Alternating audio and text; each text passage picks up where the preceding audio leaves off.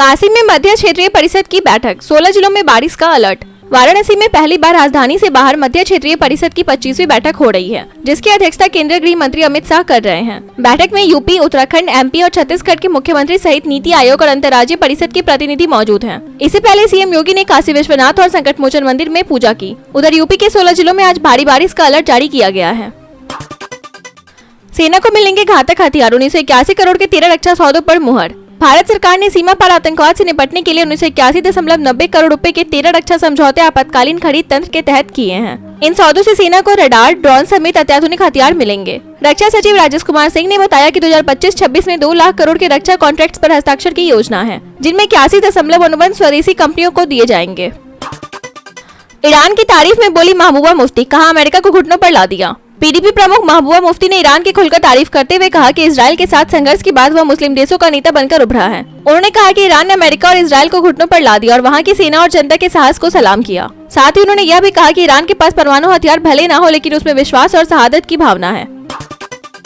PM Modi की तारीफ के बाद क्या बोले शशि थरूर, बीजेपी में जाने की अटकलों पर दी सफाई। कांग्रेस सांसद शशि थरूर ने एक लेख में प्रधानमंत्री नरेंद्र मोदी की ऊर्जा और वैश्विक मंच पर उनकी भूमिका की तारीफ की, जिसे लेकर उनके बीजेपी में जाने की अटकलें तेज हो गई थी। लेकिन थरूर ने साफ कर दिया कि वह बीजेपी में शामिल नहीं हो रहे हैं। उन्होंने कहा कि मोदी की वैश्विक पहचान भारत की पूंजी है, लेकिन इसे और समर्थन की जरूरत है। आपातकाल की कहानी, इंदिरा सरकार ने 200 पत्रकारों को डाला था जेल, मीडिया पर था पूरा कंट्रोल।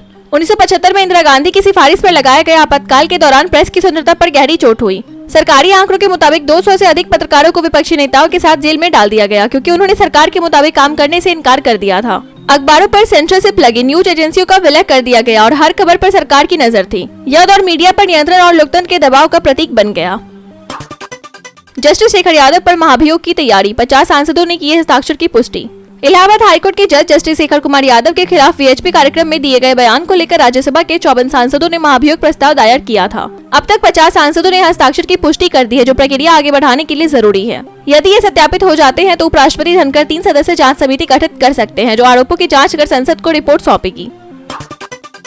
पहलगाम हमले में पाकिस्तान का हाथ, एनआईए के पास पुख्ता सबूत। एनआईए ने पुष्टि की है कि 22 अप्रैल को जम्मू कश्मीर के पहलगाम में हुए आतंकी हमले में शामिल तीनों आतंकी पाकिस्तान से आए थे और हमला पाक सेना, आईएसआई और लश्कर ए तैयबा की साजिश थी। जांच में सामने आया कि एक आतंकी पूर्व पाकिस्तानी सेना का कमांडो था और वे ढोक इलाके में रुके थे। चश्मदीदों की गवाही, वीडियो फुटेज और तकनीकी साक्ष्यों के आधार पर आतंकियों की पहचान की गई है। हालांकि एनआईए ने नाम उजागर नहीं किए हैं और मीडिया में चल रही कई खबरों को भ्रामक बताया है।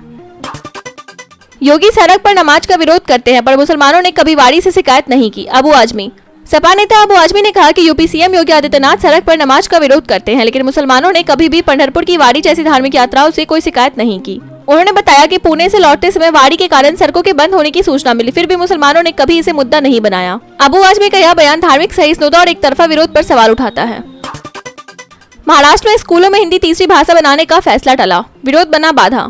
महाराष्ट्र सरकार ने पहली से 5वीं कक्षा तक हिंदी को तीसरी भाषा के रूप में लागू करने का फैसला फिलहाल टाल दिया है। मुख्यमंत्री देवेंद्र फडणवीस की बैठक के बाद यह निर्णय लिया गया। सरकार का कहना है कि अंतिम फैसला साहित्यकारों, विशेषज्ञों और नेताओं से चर्चा के बाद होगा। माना जा रहा है कि स्थानीय निकाय चुनावों से पहले उठे विरोध को देखते हुए सरकार ने यह कदम पीछे खींचा है। दिल्ली में आज बनेगा बड़ा रिकॉर्ड, मानसून से पहले भरेंगे 3200 गड्ढे, प्रवेश वर्मा। मानसून की दस्तक से पहले दिल्ली में सड़क सुरक्षा को लेकर बड़ा कदम उठाया गया है। दिल्ली सरकार के मंत्री प्रवेश वर्मा ने बताया कि आज राजधानी में एक ही दिन में 3200 गड्ढे भरने का रिकॉर्ड बनाया जाएगा। सुबह 11 बजे से यह अभियान शुरू हो चुका है और शाम तक सभी गड्ढे भरने का लक्ष्य है। वर्मा खुद मौके पर पहुंचकर काम की निगरानी कर रहे हैं।